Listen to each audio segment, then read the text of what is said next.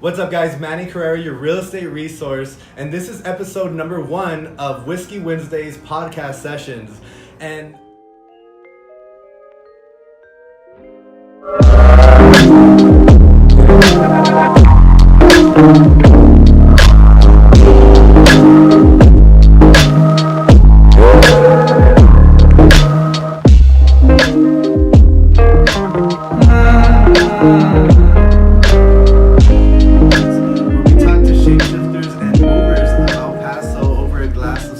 whiskey. Today we're drinking an old fashioned, one of my favorite drinks, especially to start my morning. Just kidding. Okay. The podcast is uneditable, right?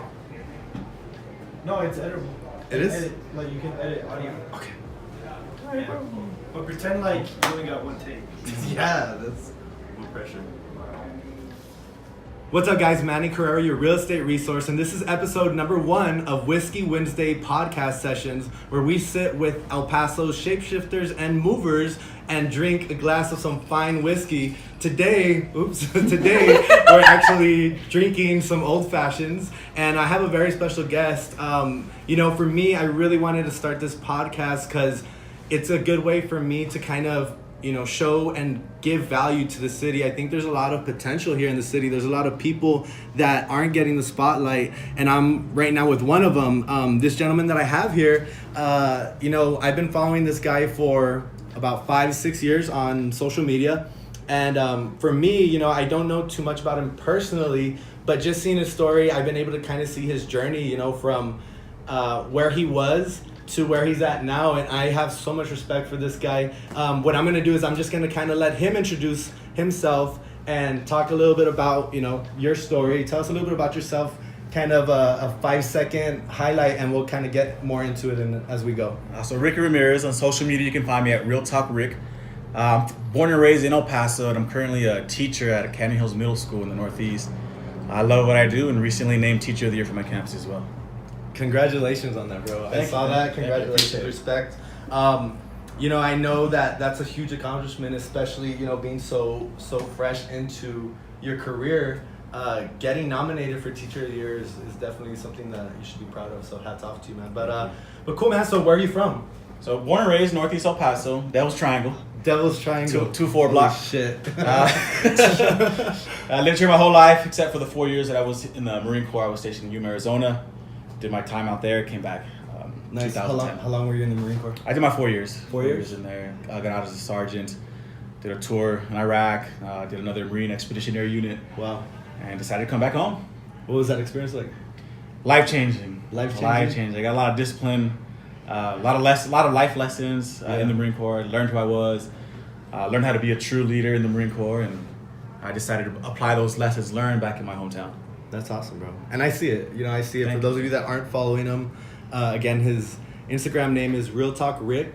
Definitely check out his content. But so a little bit about you. Growing up in El Paso, Northeast, Devil's Triangle. If you are from El Paso, obviously that's not one of the best known neighborhoods or safest neighborhoods. Stigmatized though, because there's just a stigma that runs with every neighborhood, community, anywhere you go. So what was it like kind of growing up in the city? What was your childhood like? So I have a big family. Okay. In my family, there's 5 boys and 1 girl. Dad ran out when I was about 1st grade. We grew up in the FDR apartments in the Northeast at first. Wow. Welfare, food stamps, that whole story. It's to a T for us. You lived it. Yeah. Growing up with a bunch of boys, naturally we became fighters and protectors over my sister, my mother, and then we ended up moving to a different government housing unit in the Eisenhower apartments. Okay. And then from there, we had a wrongful death in the family, and my grandma received X amount of money, and instead of her throwing it away, she gave it to my mom, and we were able to buy a house. And she said, "Here you go, get your kids out the projects." That's good. So around high school time, I moved out the projects, and we stayed in the Northeast, of course, and went to Irving High School. There wasn't a lot of city sports, because we couldn't afford it. Right. So we had to wait till middle school sports and high school sports, and everyone else was kind of ahead of the game. They were kind of ahead of us, but we adapted and we overcame, and stuck with it, man. It's good, man. And I know it's tough. I wish I could say the same. The way I grew up, I grew up in the Lower Valley, so, a slight step up from probably from where you're from, if not the same. But I grew up in the Lower Valley, and growing up, we weren't rich, we weren't wealthy, but we were definitely happy. Growing up, my parents gave us everything that we needed. And for me, growing up was, it was a good experience. But I know that, more than half of the people in the city, I would say a good chunk of the people don't always have that growing up, So dealing with your circumstances, I'm sure you had the wrongful death in the family and having to kind of fight and protect your family, that might have got you also into boxing, right? Because you, for those of you that don't know, this guy's actually a Golden Glove boxer. Thank you. Well-known boxer, and he's actually a trainer, right? You're training kids right now boxing. I'm training kids and training adults as well. I focus on the kids though. It could be kids from the school or just kids from the neighborhood who I kind of see similarities. They're missing that father figure in their life, and we can't reach them. Sometimes it takes a glove and a boxing bag and a mouthpiece and a bloody nose to reach them. Yes, but we're gonna reach them. Right? We gotta save them. I think a lot of us growing up in the Northeast, we didn't know we were poor until we saw our friends who had the nicer things.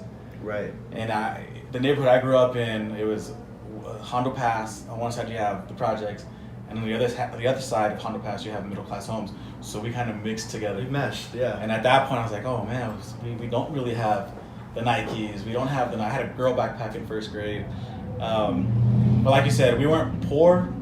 We had everything we needed though. Yeah.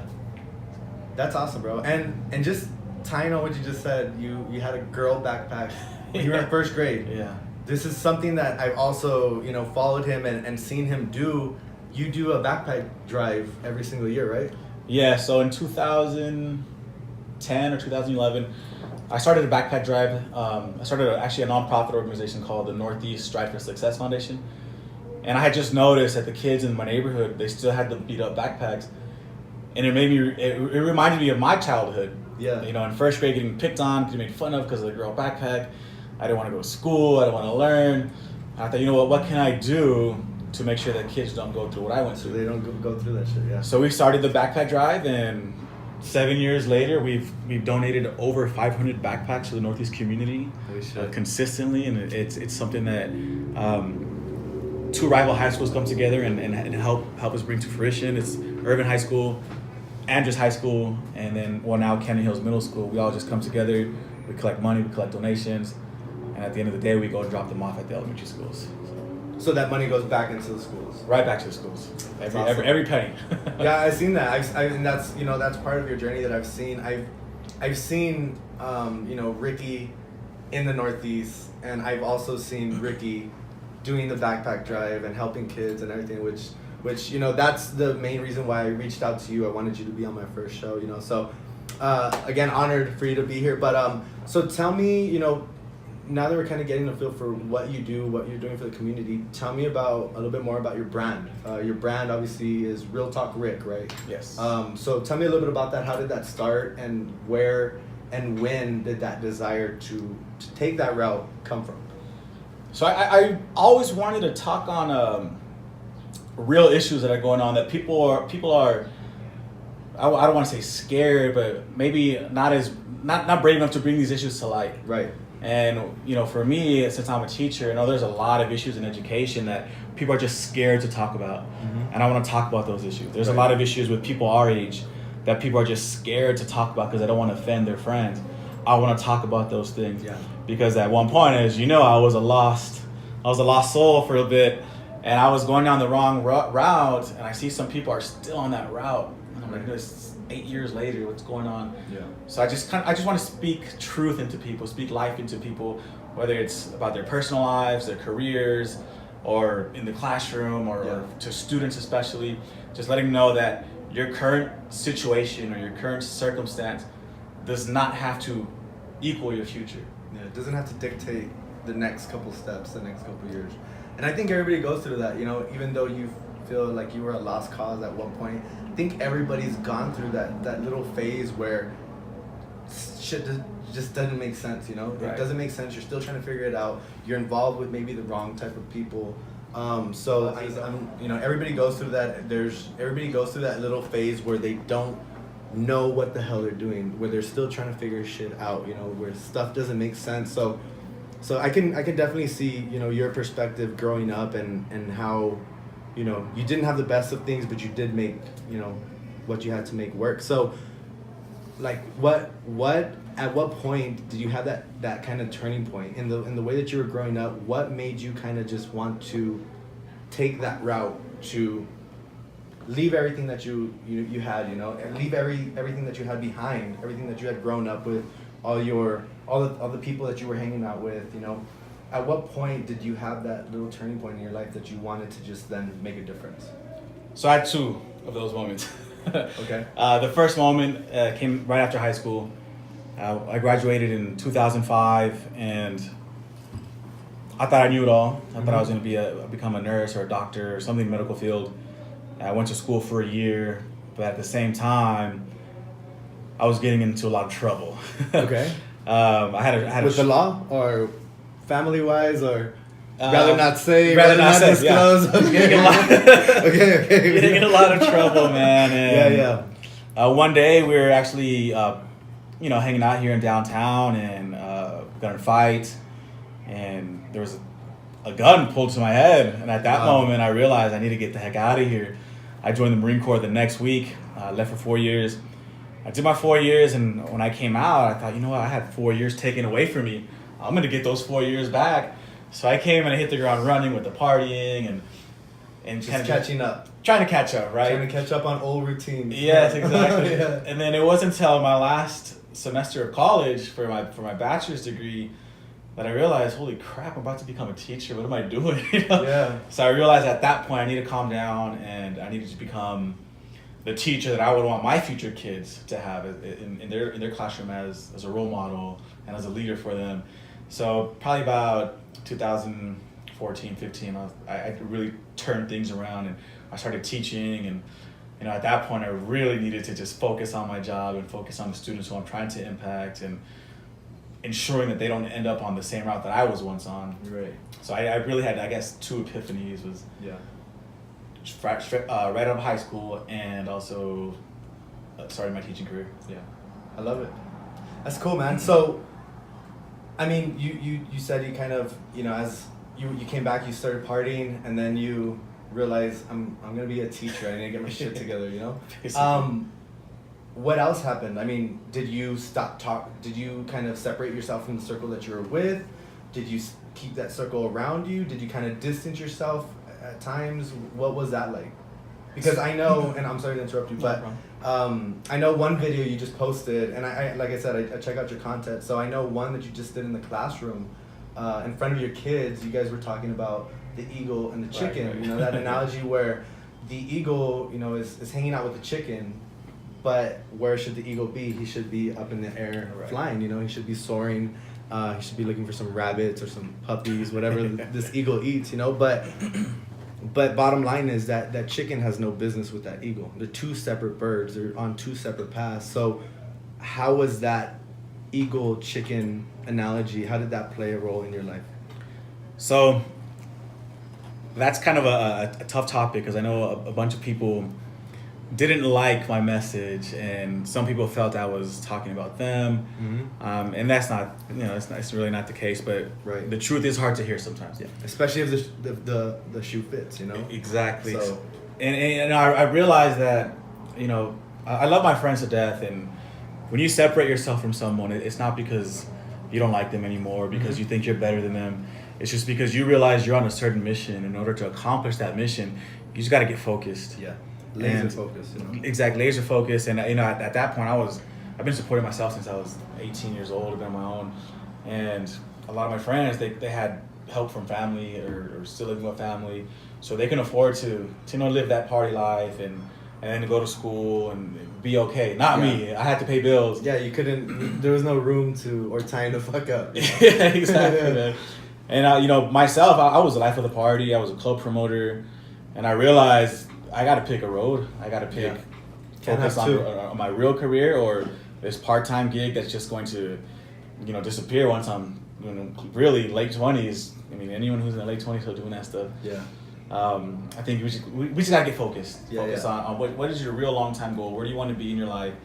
And if there's people in your circle who are not on the same mission as you, then just being brave enough to separate yourself from them. Yeah. And again, no beef, no drama, none of this. I hate you or I'm better than you. Just hey, I'm on this route now. Yeah. I love you guys. I'll see you at the Super Bowl or I'll see you at Christmas, whatever the case. Yeah. But I got things to accomplish. Yeah. And doing what we're doing now is not going to help me get to my goal. So that's kind of my take on that. And granted, there is times where you have friends that support and can not only just watch you from a distance, but you end up bringing them up to your level. You end up kind of changing their perspective, their mindset. And just kind of relating to that, like I know that when I left, I went to Miami, and I was out there for almost 4 years. But before I left to Miami, my mindset was so fucked up. I was kind of on that same path that you were, just trying to figure it out, but still not really doing anything. I was partying all the time, me and my buddies hanging out, and always just getting into some trouble when we didn't really have to, only because there was nothing else for us to do. So I think when I left, that really kind of helped me grow and learn who I wanted to be, the type of person I wanted to be for people, and the types of goals that I had changed when I got out there, just because I wasn't around the noise. There was no noise. There wasn't anything there to distract me. So when I did come back, I wasn't even surprised, but my best friends ended up coming to the same level. I came back and my friends were in self-development. They were on the road to success. Their goals are big and scary, just like mine are big and scary. So I think that it doesn't happen all the time. It doesn't happen where your circle from elementary school is going to end up growing with you and creating this business where you make $1 billion, but just that self-awareness of knowing, like, this is my life, this is my goal, this is where I'm going, and you guys can join me, support me. But if not, I think a lot of times people make those mistakes and hold on to those friends, and what ends up happening is they end up trying to pick that road, and they're going back and forth into this road, they're going back and forth into these lanes, and what happens is these friends don't support them. They end up bringing their morale down. They're bringing their, positive affirmation, everything that they want to do. Right. They're bringing it down because you can't have negative with positive. It doesn't make a good combination. So picking your friends, picking your circle, I think is super important. And I really like that message that you guys got across to your middle school kids. I remember being in middle school and I have a teacher like that to teach us anything of that nature. There was no life lessons. There was no kind of talks about the future. So that's something that, again, I think that you're really doing, and you are going in the right direction with that. And now some of those same friends who thought I was kind of hating on them or talking down on them, they're reaching out to me till this day. I had a friend yesterday text me saying, once I started posting about taking care of your financials and your credit, he started doing the same. And now he's on the verge of purchasing his first home. That's awesome. I had another friend just text me recently saying, I know what you're talking about when you're speaking on the party life and how it's the same people just partying. Yeah. And there's nothing wrong with partying. I've always been a work hard, play hard type of person. Right. But then my mindset shifted to where if I'm not where I want to be in life, what the hell am I doing in the club? Yeah. What are you celebrating for? That's something that I felt too, like going out before I left to Miami. I always felt like we were out and we were having fun, but deep down inside I was like, what am I doing here? Why the fuck am I here? There's nothing that I'm accomplishing being here, getting wasted, that's gonna leave that legacy, for me, for my kids, for the generations to come. I think one of the most important things that helped me develop that mindset too, of not wasting time, not watching TV, not bullshitting, using my time and utilizing it wisely, is the fact that, it really takes only 2 generations for you to be forgotten. Yeah. Do you remember your great great grandma? No. Me neither. I don't even know her name. Exactly. And that's scary as hell for me, you know? That really says a lot for me because it's like, do I really want to play Fortnite? Or what is it? Something like that, yeah. Fortnite? Maybe Fortnite? You know? I mean, granted, it's a cool game. A lot of people are into it. That's where the attention's at. But, you know, unless you're gonna be a video gamer, professional video gamer, and a vlogger on YouTube trying to make, money on YouTube playing video games, you're really not accomplishing what your goals are, you know? So I think it's important to just, set up some sort of, daily routine or some sort of accountability within yourself or within a friend, to help you kind of pass that noise, I think that's important. Exactly. And one thing that really helps me with the mindset shift is reading. Yeah. Reading. I hate reading. Hell yeah. But once I started, I went to church one time and I heard the pastor say, in 5 years, you'll be the sum total of the friends you surround yourself with and the books you read. And he said, I know how much money you're going to make. I know where you're going to be in your career. And I was like, oh my gosh, I need to start reading. Yeah. So I started reading and it's true. The mindset shifted and I've barely been an avid reader for about 2 years now. What's the first book you picked up? The first book I picked up was The Secrets to Success by Eric Thomas. How was it? Life-changing. Yeah. What's your biggest takeaway from that? The top 5 people you surround yourself with, you'll be no deeper than them.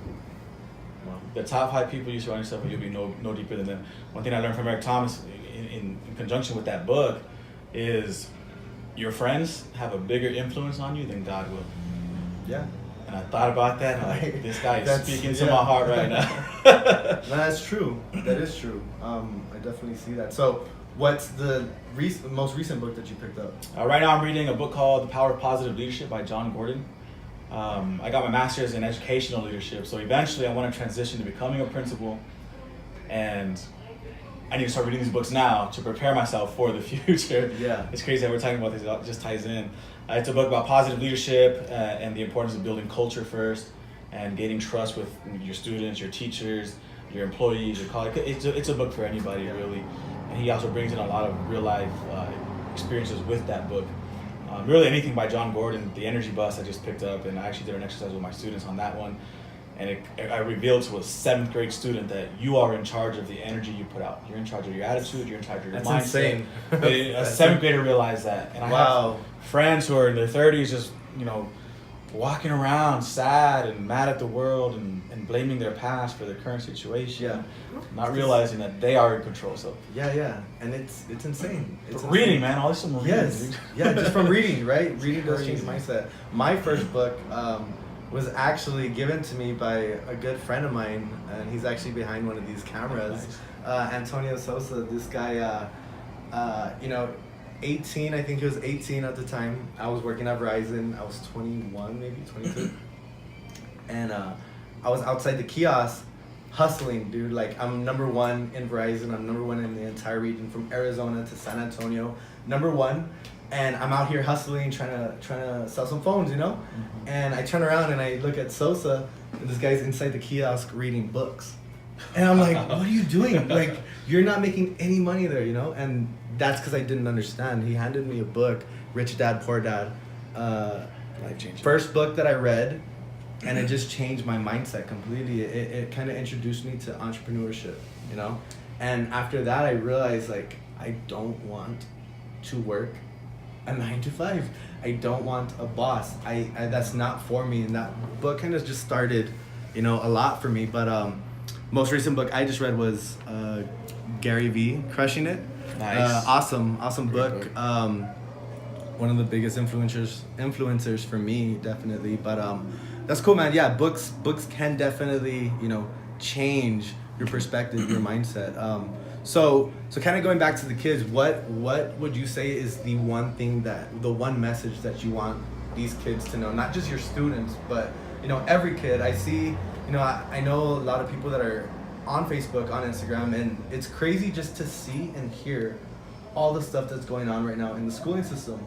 You have bullies, you have kids committing suicides, you have kids doing crazy sexual things, at such a young age, and it's insane, So what is that? What is one message that you kind of want to just give to these kids? You know, not just your students. Again, every kid, you know, going through school. You know, going through that whole education system. What is that one message that you want to give to them?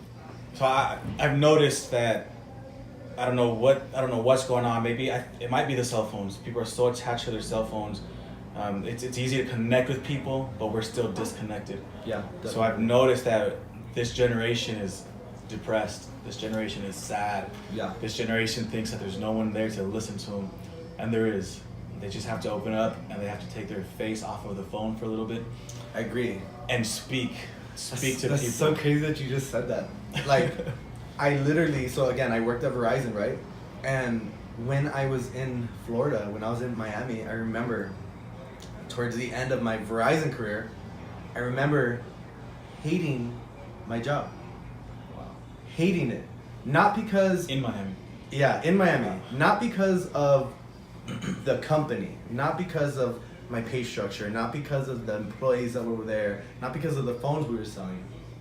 But because of the culture that I was poisoning, you know, with the community. I was literally contributing to the thing that I hated the most, which was people like this on the phone, you know, people at dinner on the phone, people always just texting on Twitter, on things like that. And granted, I'm always on social media, you know, but it's with purpose. It's for work. There we go. Now, if I'm on 6 hours scrolling, you know, and I run through the same stories, then I'm just wasting time, you know. Mm-hmm. But I really had sort of an epiphany also when I was working there, because I was contributing to the one thing that I didn't like. And for me, it was like, I'm selling so many phones a year, and that's only the amount of people that I'm negatively affecting in some sort of way, you know. I'm contributing to this thing that I don't like. But granted, you know, social media is the way of life. Social media is where it's at.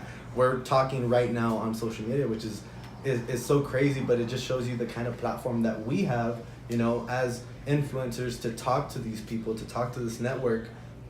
But as long as it's used in the right manner, you know, as long as it's used for the right purposes, not so much, you know, all the bullshit that you see, all the bad stuff, you know. I feel like Facebook is now a little bit better when it comes down to filtering what's on your newsfeed, but you just see so much stuff, you know, and it's crazy, you know. But and you said it perfectly. It's people, I won't say students, people have to just realize the difference between scrolling, right, and the difference between growing your network. Yeah. The difference between what am I doing right now on the phone that's going to better my tomorrow. Exactly. And a lot of people, you're right, they're just scrolling. And what do we do at night? It was Facebook, shut that down. Instagram, shut that down. Twitter, shut that. Snapchat, Yeah. and then repeat. Mm-hmm. And that's what I noticed a lot of students are doing. In school age kids, high school age kids. I think not until they get that mindset shift where this is a tool. Like, Right. this phone, it's a tool. It's not for my leisure. It's to grow my business. It's to grow my brand. It's to influence people. And if you're using it in that sense, by all means, like, stay on it. But Right. I don't think a lot of students are able to draw that line. And it's just fun, play. That's it. But if we can get them to understand that this is a tool, It is a tool. by all means, do it. look back 20 years, you know, how hard was it for, let's just say, a real estate agent? Or let's say, in your case, since you're my guest, let's say, how hard would it be for a teacher wanting to give that message that you're giving? How hard would it be to reach the amount of people that you're able to reach right now with social media? Exactly. 20 years ago, you literally have to go into every single classroom or make some sort of VHS video that you could then, you know, Right. play for every class. But it's so impossible to do those things back then. But now we have this social media. You have this platform that you're on, that you're able to give this positive message. I have my platform for real estate, you know, and they're kind of the same, you know. We're all reaching these people and this network and this audience for good, you know, and that's awesome, man. So I'm really excited that you came on. You know, I think this was a good talk. This is definitely, you know, what I kind of wanted my first episode to be, is with somebody that's really making a difference in the city. And like I said, man, I really think you're making a difference in the city. The city's growing. You know, that's one of the reasons why I came back to El Paso. The city's growing. We're going in a direction that people that have lived here their entire life are still not seen because they've been here their whole life.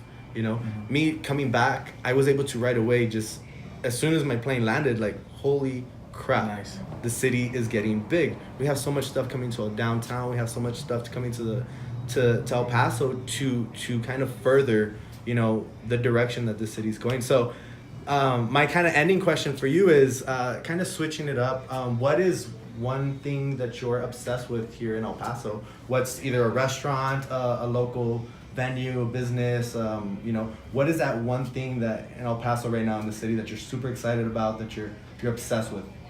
So before I answer that question, I just want to say thanks for having me on. It's been an honor. I really do appreciate it. I think you're onto something. And in 1 year, 2 years, watch out for Manny C. You got the whole city's gonna know about you. I love it. Keep on that on that track. You, man. Appreciate you. And you have my full support.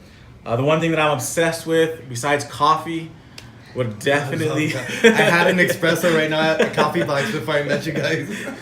I did. I'm like a little shaky. I'd say the one thing I'm obsessed with is reading a good book in a nice diner, in a nice local diner. What's a diner? Give me a diner. The Clock in the Northeast. The Clock. I've never heard of the Clock. Go. It's cheap. It's on Dyer and Hercules. It's cheap. It's good home cooked food, good coffee, and you can go in there and just sit and read your book all day if you want. Wow. There you have it. I'm honestly probably gonna check out the Clock. Support local. Yeah, definitely support local.